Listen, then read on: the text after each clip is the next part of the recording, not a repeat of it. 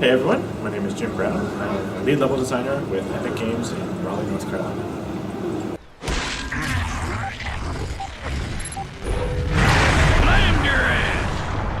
So people are always asking for tips on how to approach Gears 3 multiplayer, and I always like to point out that it's vastly different from Gears 2. We've made a lot of changes and a lot of improvements, so you can't necessarily play the same way. There is definitely some familiar territory there, but you kind of have to think about things before you head in. Knowing the maps is a huge benefit. It's always been the case, but we have a lot of new features that kind of make that more approachable now as well.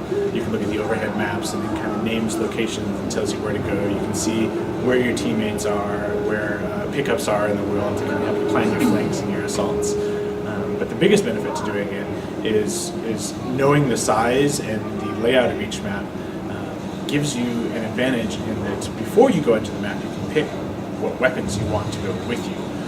There are a lot more options in terms of rifles and shotguns that you can take going into the maps, and each of them has a very specific role and is best used in a specific manner under certain circumstances. So knowing the size of the map, the cover layouts, can give you a real advantage if you know beforehand what weapon to carry with you into battle.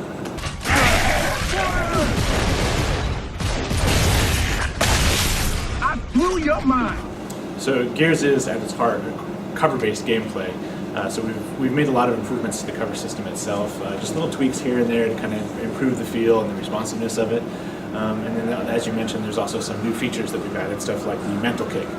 So if you're a very aggressive player, it doesn't always pay to just run right up to someone in cover and try and shoot them, because they're going to mental over and kick you in the face, and the stun of that is going to lock you down for a few seconds. So it's hard to recover from something like that. One of my other favorite new moves is the bag and tag.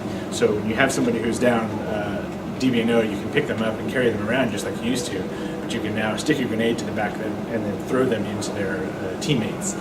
So the whole firework and explosion of destroying the other team is pretty awesome.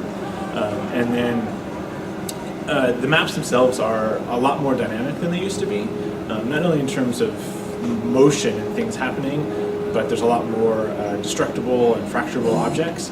So a lot of times you also have to be aware of what's going on around you, because that cover that you're in may not always be safe. You kind of have to know that, hey, this is a wooden crate is not going to stand up to a boomshot blast, and you may be left out in the open with no cover left at all.